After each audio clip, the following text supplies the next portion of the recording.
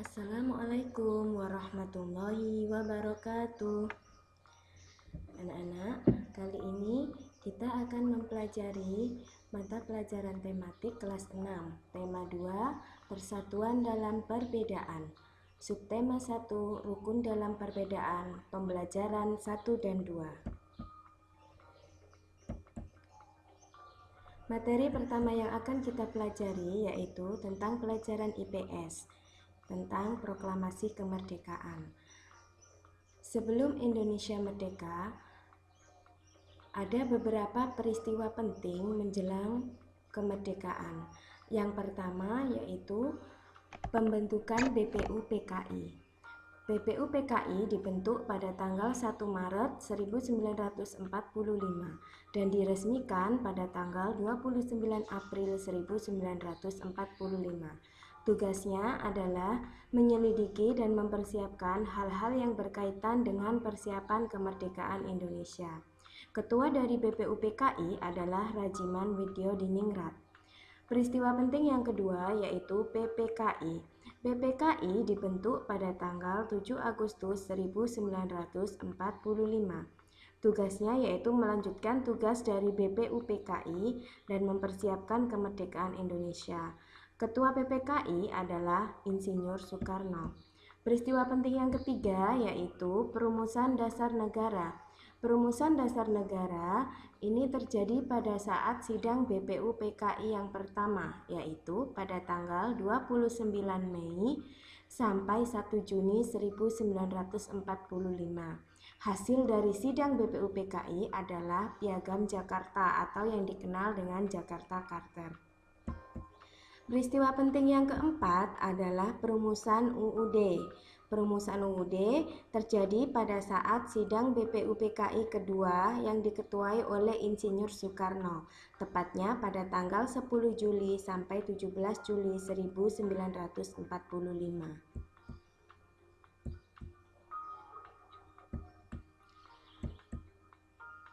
Nah, kalian tahu apakah itu proklamasi kemerdekaan Indonesia?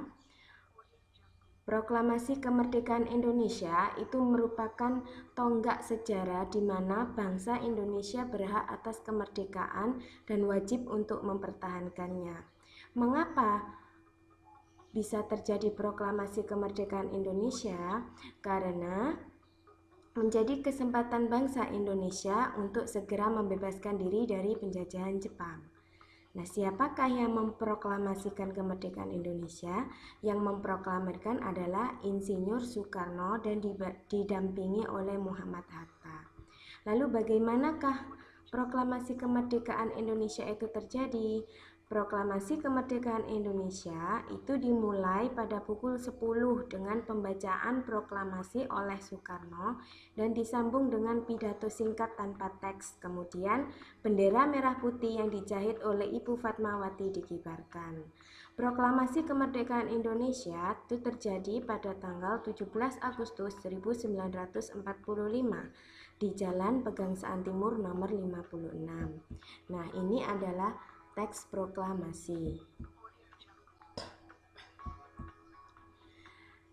Makna proklamasi bagi bangsa Indonesia. Yang pertama, sebagai puncak perjuangan bangsa Indonesia. Yang kedua, pernyataan bahwa negara Indonesia merupakan negara yang merdeka. Yang ketiga, menaikkan martabat bangsa Indonesia. Yang keempat, dapat memulai perjuangan sebagai negara baru. Dan yang kelima, lepasnya bangsa Indonesia dari belenggu penjajah asing.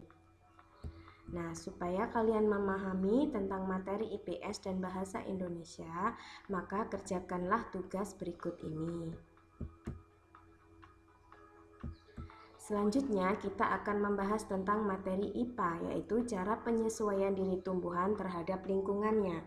Setiap makhluk hidup itu memiliki cara dan ciri khusus agar dapat bertahan hidup.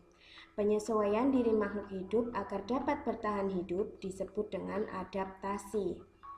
Begitu juga dengan tumbuhan. Tumbuhan memiliki cara yang unik untuk menyesuaikan diri dengan lingkungannya agar bertahan hidup.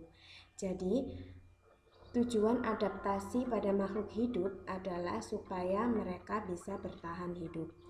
Cara penyesuaian diri pada tumbuhan yang pertama yaitu pohon jati. Pohon jati menyesuaikan diri dengan cara menggugurkan daunnya saat musim kemarau. Yang kedua, kaktus. Kaktus menyesuaikan diri dengan cara satu, memiliki batang tebal dan berlapis lilin. Yang kedua, memiliki akar panjang dan banyak. Yang ketiga, daun berbentuk duri. Selanjutnya, pohon bakau. Pohon bakau ini biasanya tumbuh di rawa-rawa atau tumbuh di pertemuan antara air laut dan air payau. Jadi tumbuhan bakau menyesuaikan diri dengan memiliki akar napas. Selanjutnya, teratai. Teratai mampu menyesuaikan diri dengan lingkungan sekitarnya dengan cara: 1. Memiliki daun yang berukuran lebar. 2. Permukaan daun dilapisi lilin. 3. Memiliki banyak rongga udara pada akar dan batangnya.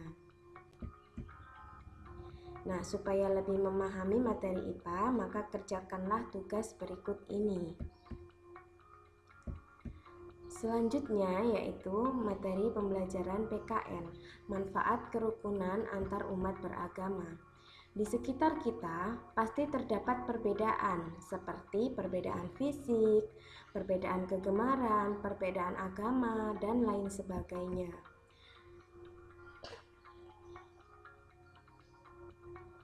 Nah, supaya kita bisa menyikapi perbedaan dengan baik, ada hal-hal yang bisa kita lakukan. Yang pertama, dengan cara mengembangkan cara berpikir positif dalam diri. Yang kedua, hindari sikap merendahkan orang lain dan menganggap bahwa diri sendiri paling hebat. Yang ketiga, meningkatkan kepekaan terhadap orang lain. Yang keempat, bersikap sabar dan toleran dengan siapapun. Nah, manfaat kerukunan antar umat beragama itu antara lain: yang pertama, bisa mengantisipasi dan meminimalisir terjadinya konflik yang mengatasnamakan agama. Yang kedua, menciptakan perasaan damai dan aman dalam berkehidupan maupun dalam melaksanakan prosesi peribadatan di masyarakat. Yang ketiga, meningkatkan sikap toleransi antar umat beragama. Yang keempat, terhindar dari adanya perpecahan antar umat beragama. Dan yang kelima, bisa mempererat tali silaturahmi. Nah, supaya memahami materi PKN dan SPDP, kalian bisa mengerjakan dan membaca di buku tema seperti yang sudah tertera di video ini. Demikian penjelasan dari Bu Guru. Assalamualaikum warahmatullahi wabarakatuh.